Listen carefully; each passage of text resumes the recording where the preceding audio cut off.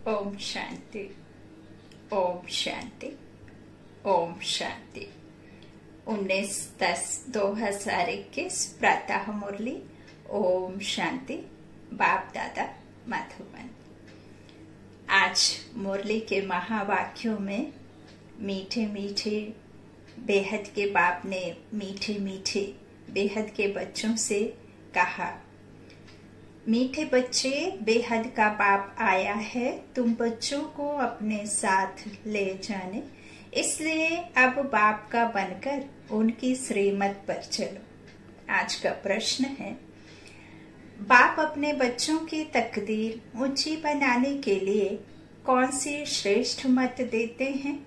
उत्तर में बाबा ने कहा, मीठे बच्चे, मौत के पहले जितना हो सके याद में रहने का पुरुषार्थ कर लो, इससे ही तुम्हारी कमाई है। मेरा बच्चा बनकर कभी भूल से भी कोई पाप कर्म नहीं करना। भल माया के कितने भी तूफान आए, लेकिन पतित तो कभी नहीं बनना। ओम शांति। शिव भगवानो बाच। तुम बच्चे तो समझेंगे, शिव बाबा हमें समझाते हैं। तुम हो संगम युगी, शिव बाबा के सम्मुख बैठे हो। वह कलयुगी मनुष्य शिव बाबा के जड़ मंदिर में जाकर बैठते हैं। फर्क समझते हो ना? बुद्धि का ताला कुछ खोलो भी। तुम समझते हो हम चैतन्य शिव बाबा के पास बैठे हैं। बाबा हमसे सम्मुख वार्तालाप कर रहे हैं। शिव बाबा ब्रह्मा द्वारा राजयोग सिखला रहे हैं और दूसरी तरफ देखो मनुष्य शिव बाबा की पूजा कर रहे हैं। तो कितने न भाग्यशाली हम आत्म पंछी, आत्मा रूपी बच्चे है ना, परमात्मा के बच्चे। अमरनाथ पर, काशी पर जा रहे हैं ढूंढने। फिर तुम यह घड़ी घड़ी भूल क्यों जाते हो कि हम शिव बाबा के पास बैठे हैं? जिसको परम पिता परमात्मा कहा जाता है, उनकी कितनी महिमा है। उनको तुम बाबा बाबा कहते हो। जानते हो हम शिव बाबा की मत पर चल विश्व के मालिक बनने का वर्षा ले रहे हैं। वह मंदिरों, तीर्थों आदि पर धक्के खाते रहते हैं और तुम वर्षा ले रहे हो। फर्क देखो कितना है। तुम्हारी भेंट में वो है कितने बुद्धू हैं। शिव बाबा कहते हैं, मैं तुम्हारा ओबीडिएंट सर्वेंट हूँ। मैं तुमको वर्षा देने आया हूँ। वह गॉड फादर को बुलाते रहते हैं। यहाँ तो तुम गॉड फादर के सम्मुख बैठे हो। यहाँ बुद्धि में बैठता है, फिर घर जाने से भूल क्यों जाते हो? यहाँ तुम्हारे लिए दिन है। बाबा कहते हैं वहाँ उनके लिए रात है। वह चिल्लाते रहते हैं, तुम सम्मुख में बैठे हो। कहते हो तुम ही से बैठो, तुम ही से सुनो, तुम ही संग बोलो, तुम ही संग खाओ। परंतु घर जाकर भूल जाते हो। माया बड़ी प्रबल है। शिव बाबा के बच्चे वन पुजारी से पूज्य बनने का पुरुषार्थ भी करते हैं, फिर बाहर जाकर पुजारी बन पड़ते हैं। शिव बाबा के जड़ मंदिर में जाते रहते हैं। यहाँ तो बाप समझाते हैं, बच्चे श्रीमत पर चलने से ही तुम श्रेष्ठ बनेंगे। मुख्य है ही पवित्रता। वहाँ जड़ चित्रों के आगे जाकर काशी कलवट खाते हैं। यहाँ तो चैतन्य में बैठे हैं। यहाँ काशी कलवट खाने की बात नहीं। यह है जीते जी मरना। बाप कहते हैं श्रीमत पर चलो। यहाँ से बाहर जाने से ही बाप को भूल जाते हैं। कभी चिट्ठी आदि भी नहीं लिखते। कोई तो ऐसे हैं जो कभी देखा भी नहीं है, और बाप को देखो, वह हमें रोज 3 पेज का पत्र लिखते हैं। ऐसा कोई पिता है जो अपने बच्चों को रोज 3 पेज का पत्र लिखता हो? मुरली 2.5 से 3 पेज का रोज अपने बच्चों के लिए पत्र लिखते हैं ना बाबा, तो कितना ना भाग्यशाली बच्चे हैं बाबा के, है ना, जो ऐसे पिता मिले जो रोज बच्चों को पत्र लिखते हैं। तो बाबा कहते हैं कोई तो ऐसे हैं जो कभी देखा भी नहीं है और कोई चिट्ठी आदि भी नहीं लिखते हैं। वह तड़पते तड़पते चिट्ठियां लिखते रहते और जो सम्मुख मिलकर जाते हैं वह फिर एकदम भूल जाते हैं। तुमको तो शिव बाबा पर बलि चढ़ना है ना। भक्ति मार्ग में शिव बाबा से मिलने के लिए काशी कलबट खाते थे, परंतु वह तो मिल नहीं सकते। अब बाप चैतन्य में आकर कहते हैं, बच्चे मेरा बनो, मैं आया हूँ ले चलने। बिगर पवित्र बने तो चल नहीं सकते, पवित्र बनाने मुझे ही आना पड़ता है। सर्व का सदगति दाता बाप तुम्हारे पास बैठा है, तुमको राजयोग सिखा रहे हैं जो गीता के भगवान ने सिखाया था। उन्होंने कृष्ण को भगवान कह दिया है। तुम जानते हो गीता का भगवान शिव बाबा है। तुम चिट्ठी भी ऐसे लिखते हो, शिव बाबा केयर ऑफ ब्रह्मा। तुमको सम्मुख बैठ बाप समझाते हैं, फिर भी नशा नहीं चढ़ता है। ओहो, शिव बाबा ने हमको गोद में लिया है, धर्म का बच्चा बनाया है, परंतु सबको तो यहाँ पर नहीं रखेंगे ना। बाबा कहते सबको तो मैं नहीं रख सकता ना, हजारों बच्चे हैं, सबको यहाँ कैसे रखेंगे, इतनी जगह कहाँ है। बाप कहते हैं तुमको रहना अपने घर में ही है, बाप को याद करना है। सबसे मीठा जो बेहद का बाप है, उनके तुम बच्चे बने हो।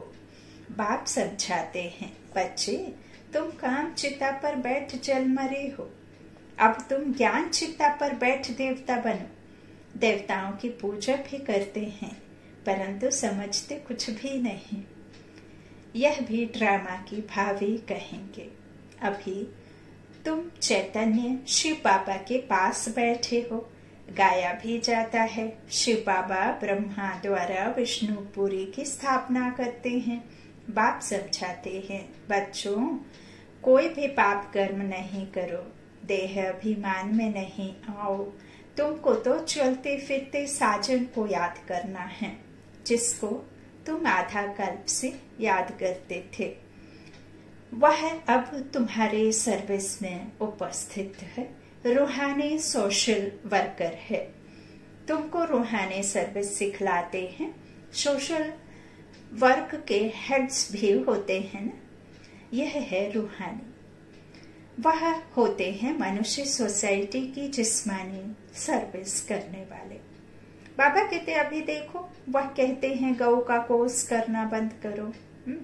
तुम लिख सकते हो कि 1-2 पर काम कटारी चलाना यह सबसे बड़ा कोर्स है। एक बार मम्मा से किसी ने क्वेश्चन किया कि मम्मा ये जानवरों का योनि और जानवरों का दूसरा जन्म और ये सब इस टाइप से कुछ पूछा, तो मम्मा ने कहा अपना जीवन देखो, पहले अपनी आत्म कहानी को समझो और अपने आदि मध्य अंत को समझो, फिर जीव जंतु को भी समझ लेना। पहले अपना तो सुधार लो, क्योंकि एक स्ट्रीट डॉग भी यदि कोई उसे अडॉप्ट कर लेता है, कोई धनवान व्यक्ति उसे गली से उठा करके अपने घर में ले जा करके उसको पाल लेता है, पेट बना लेता है, तो उसका भी जीवन सुधर जाता है। वो भी गली के कुत्ते से फिर एसी कार में और एसी बंगले में रहना शुरू कर देता है और राय दूध दही और आदि चीजें खाता है, कपड़े भी पहनता है, अच्छे घर में रहना शुरू कर देता है। तो मम्मा ने कहा पहले अपना जीवन देख लो, अपना जीवन सुधर जाएगा तो उनका भी सुधर जाएगा। तो आज बाबा ने कहा कि कोई पूछे कि गाँव का कोर्स करना बंद करो, तो तुम लिख सकते हो कि 1-2 पर काम कटारी चलाना यह सबसे बड़ा कोर्स है। पहले तो यह बंद करो, जिसके लिए ही भगवान ने कहा है काम महाशत्रु आदि मध्य अंत दुख देने वाला है। तुम गीता के भगवान को भूल गए हो, बाबा तो वंडर लगता है। एक तो अमरनाथ पर पहाड़ों पर धक्के खाते रहते हैं, समझते हैं पार्वती को यहाँ अमर कथा सुनाई। हाँ, अब बाबा कहते अब एक पार्वती को सुनाने से क्या होगा। बाप समझाते हैं यह सब पार्वतियां हैं। हाँ, आत्माएं पार्वतियां हैं, सबको अमर कथा सुना रहे हैं। बाप कहते हैं बच्चे 84 जन्म लेते लेते अब मृत्यु लोक में आकर पहुंचे हो। अच्छा, लक्ष्मी नारायण कहाँ गए? क्या वापस गए? वह ज्योति ज्योत समाये। सूर्यवंशी राजा रानी प्रजा वो है, सब गए कहाँ? जरूर सतो प्रधान से 84 जन्म लेते लेते तमो प्रधान बन गए होंगे। समझते हो ना, यह ब्रह्मा द्वारा शिव बाबा बैठ समझाते हैं, है ना। पूरा ये जो 4 युगों का और ये मनुष्य रूपी धर्मों के जो झाड़ का राज, गुहा राज तो आकर के वही समझाएंगे ना, जिनको ये सब नॉलेज होगा, है ना। तो बाबा कहते हैं इनके द्वारा फिर बैठ समझाते हैं बच्चों, अभी मैं तुम्हारी तकदीर बनाने आया हूँ, फिर तुम तकदीर को लकीर क्यों लगाते हो?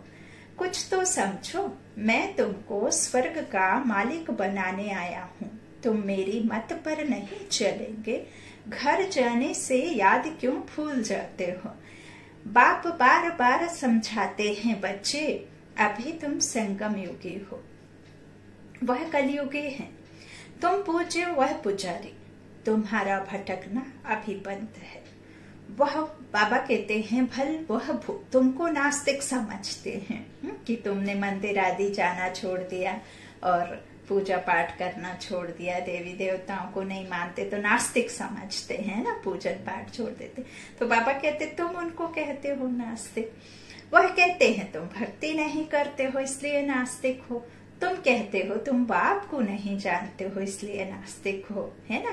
ज्ञान अर्थात यथार्थ रीति परमात्मा को समझना, ईश्वर को, भगवान जिसे कहते, कोई गॉड, कोई अल्लाह, कोई ईश्वर, कोई कुछ को खुदा, कोई नूर, कोई कुछ कहता है, उसे यथार्थ रीति समझना अर्थात ज्ञान। और उससे हमें क्या प्राप्ति होती है, उन्हें हमें क्यों याद करना है, उससे हमें क्या मिलता है ना। और क्या हमें याद करना है तो उनसे संबंध जोड़ना है, हमारा उनके साथ में संबंध क्या है, यह सब यथार्थ रीति यहाँ हमें समझ करके फिर हमें उनको सबको धारण करना होता है। धारणा में भी तो लाना है ना। बाबा मात्र कहने से बाबा, फिर बाबा कौन? बाबा कहते ही आपकी बुद्धि परम धाम में वो निराकार शिव पिता के पास चली जाए, है ना। तो यही बात बाबा कहते हैं इस तरह से। फिर वो कहते हैं कि तुम नास्तिक हो क्योंकि भक्ति नहीं करते, तुम कहते हो बाबा को नहीं जानते इसलिए तुम नास्तिक हो, है ना। तो बाबा कहते हैं तुम कहते हो हम आस्तिक हैं, बाप को जानकर वर्षा लेते हैं, तुम नहीं जानते हो तो धक्के खाते रहते हो। कुंभ के मेले पर भी कितने जाते हैं, फिर दान पुण्य करते हैं। बाबा कहते अब बाप कहते हैं ये सब बातें छोड़ो, तुमको ज्ञान का सागर मिला है, फिर और कहाँ जाएंगे, यह ज्ञान नदियां हैं। बाबा कहते यह ज्ञान सागर के पास ज्ञान स्नान कराने तुमको ले आते हैं। कौन?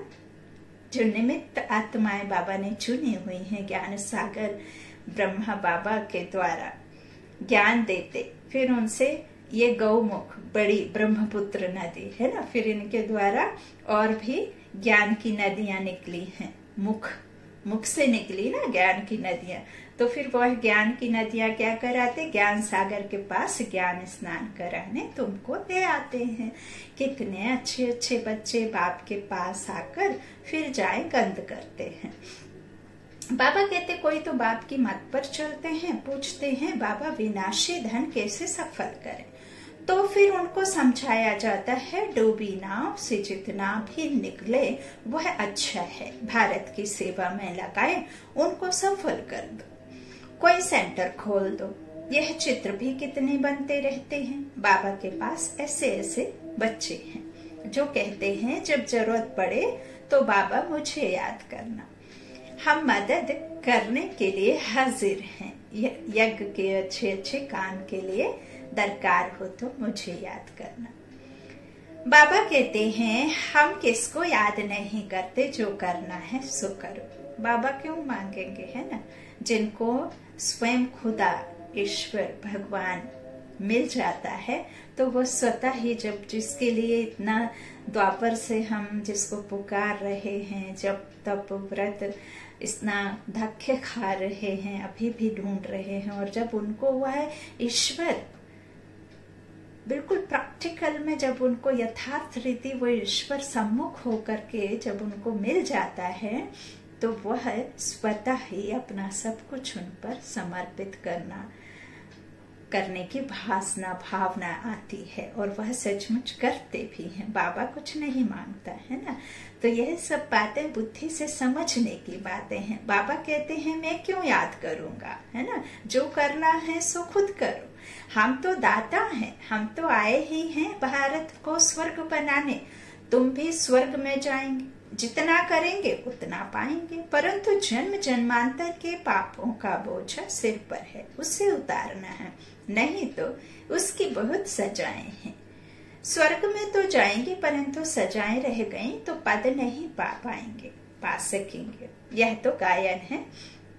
बाबा कहते हैं सांबल शाह की हुंडी स्वीकारी, इनको कोई परवाह नहीं है।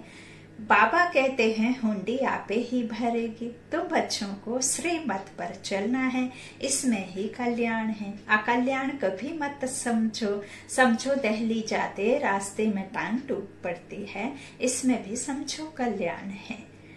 आत्मा तो नहीं टूटी ना, टांग टूटी, हर्षा नहीं। मैं तो तुम्हारी आत्मा से बात करता हूँ, कोई शरीर से तो बात नहीं करता हूँ। बाप समझाते हैं यह रावण राज्य है तब तो जलाते हैं। क्या बाबा कहते हम क्या थे, बाबा ने हमको क्या से क्या बना दिया है। दुनिया की हालतें देखो क्या है।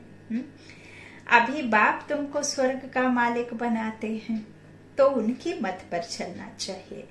कोई पाप का काम नहीं करना चाहिए। गृहस्थ व्यवहार में रहते पवित्र बन। बस यह सत्यनारायण की कथा सुनते रहो। यह कितनी लंबी है, सारा सागर स्याही बनाओ तो भी एंड नहीं हो सकती। तो बाप की मत पर चलना चाहिए ना। तुम जानते हो हम भगवान की श्रीमत पर राजाई पाते हैं, मनुष्य से देवता बनते हैं। मौत तो सामने खड़ा है, अचानक हार्ट फेल होते रहते, एक्सीडेंट में मर जाते हैं। बाप कहते हैं मरने के पहले खूब पुरुषार्थ करो। बाप को याद करते करते अपनी कमाई कर लो। बेहद के बाप का बनकर फिर पाप किया तो 1 का 100 गुना हो जाएगा। फिर लज्जा भी आएगा कि मनुष्य क्या कहेंगे। शिव बाबा कहते हैं मैं धर्मराज से बहुत कड़ी सजाएं दिलवाता हूँ। फिर उस समय ऐसे थोड़े ही कहेंगे यह हमारा बच्चा है, इसमें बड़े कायदे हैं। जज का बच्चा पाप करे कुछ कर थोड़े ही सकेंगे। क्राइम तो क्राइम है, तो सजा भोगनी ही पड़ी। तो बाप रोज समझाते हैं बच्चे पाप का काम बिल्कुल नहीं करना, सबसे बड़ा विकार का पाप है। भल तूफान बहुत आएंगे, बाहर बहुत गंद लगा हुआ है, बात मत पूछो, यह है ही वेश्यालय। समझो कोई बड़े आदमी को तुम समझाते हो और वह स्टूडेंट बन जाता है तो कहेंगे ब्रह्म कुमारियों का इनको जादू लगा है। बड़े बड़े लोग आकर लिखते भी हैं बरोबर आप सच कहते हो। गीता का भगवान बरोबर शिव है, ना कि श्री कृष्ण।